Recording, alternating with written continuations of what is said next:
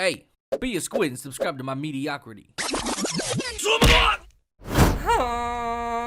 I've got this Spanish Pepsi bottle and I'm not really sure why. Okay, I'ma just rip it off like a band-aid. I don't really like Genshin Impact. Let me start off and say, this is not a review. I have not nearly put in enough hours. I think I've been playing since, I think 8 this morning and it's now 4:10. So I've been playing for quite a few hours, but I wouldn't even consider a review for that many hours. But it's been like, I've been taking little breaks, like about an hour or so, and then just getting back to it, grinding it out, whatever.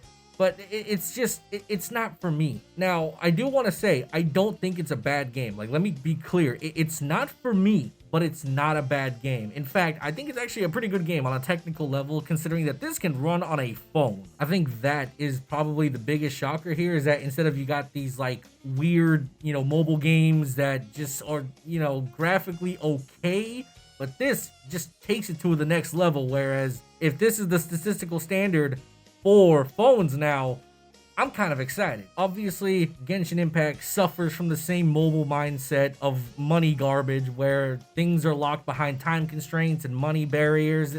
That really kills it for me, especially considering that it's sort of the reason I don't care to progress in Genshin Impact, is because I feel like once I get to the end game, it's gonna become a chore, just like Black Desert did to me. Now, the reason I quit BDO was because I found it boring and that I wasn't having fun with the game anymore. The grind to 261, I was hanging with the boys, we were killing it, we were PvPing, we were destroying everything, we were having fun. And then, once I hit 261, that all ended. Obviously, there was a lot more to that, where, PA patch updates, and then they made strikers incredibly broken, witches and wizards became even worse and worse, and then me as a Zerker, one of the worst classes in the game.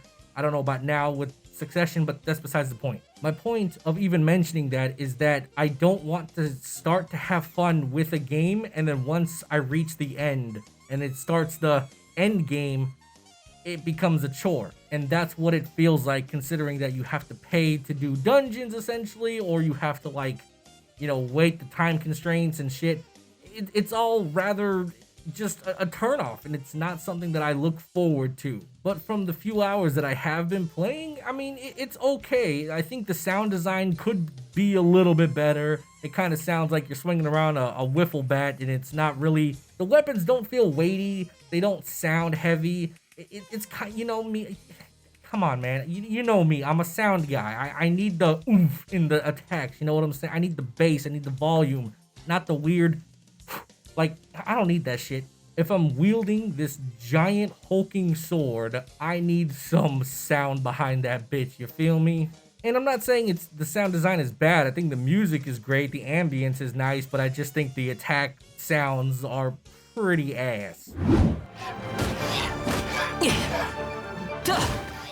Voice acting is about as good as it gets anime-wise. It's definitely just anime, but storyline, I could care less about. I skipped past half of it once they started talking about gods and deities, and my sister got captured, and then I'm now imprisoned in this weird world. It's something about hentai. I don't know. It's a whole mess. You're definitely not really playing this game for the story, I can tell you that much.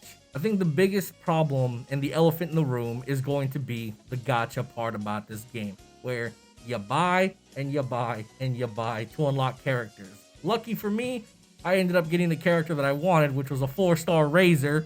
Pretty cool. That really brought a lot of enjoyment, considering that I really wanted this character because he's like the most JoJo character in this thing. I mean, he has a wolf stand. Like it's JoJo. He was incredibly fun to play. He's also the electric element, so that also just adds a sense of coolness to him. I like pairing him with Kaya, I think is his name. He's like the ice dude, so if you like attack with him and then switch to Razor, you can combine their elements and then create like a static charge thing or whatever, which essentially Kaya's attacks are like ice or water, and then you conduct with Razor's lightning, so like you can combine elements to create different sort of reactions. If you mix wind and fire, you can create like a fire tornado. This part is really cool, and I think it adds that extra depth to the combat, where you feel and think that you need to, like, what's the word here, like party up your team better, so that way it's not so I guess, one-sided and you have a bit of diversity. So maybe you have like a healer or like a supportive class,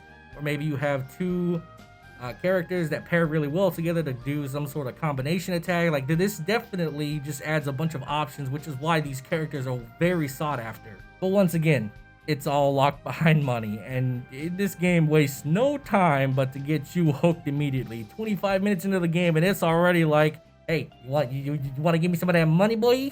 And I'm not gonna lie to you, I was tempted, but then I just sat back, thought for a second, and was like, I don't care to play this at the end game, so I just said no.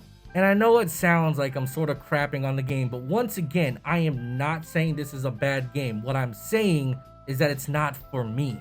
On a technical level, this game is amazing. For this to run on a phone?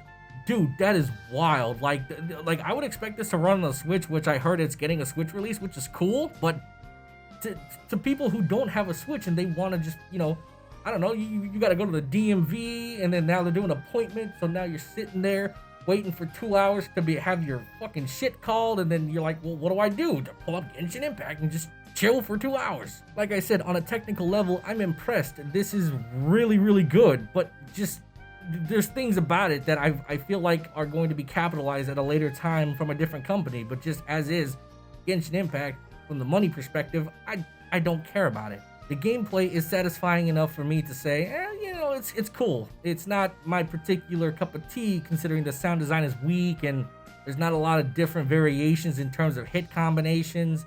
You have the elemental side of things, which adds depth, but it's not enough for me to be like, yeah, this is what I'm gonna do.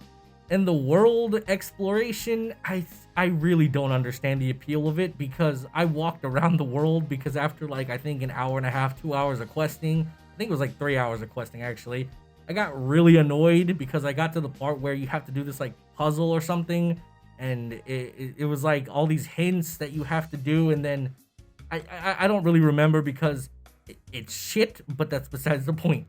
Either which way, I got frustrated with doing the quest, so I decided to go explore the world and run around and kill stuff and see what it has to offer. And there's a little variety of mobs and creatures, and you just basically go around unlocking chests and getting gear and artifacts and stuff.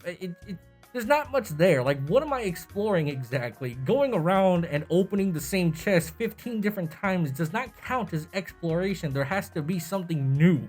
There has to be new creatures, new discoveries in terms of monuments, scenery, anything realistically. And I feel like almost everywhere I went, it was kind of the same thing. Granted, I'm only like 6-7 hours in or whatever, so I'm completely just not even close to what most people probably have done. But I feel like in 6 hours, if I'm not impressed, why the hell would I put another 6 hours? That's like telling somebody, oh, this anime will get really good around episode fucking 25, and it's like, you want me to basically watch like 100+ hours before this anime gets good. I don't.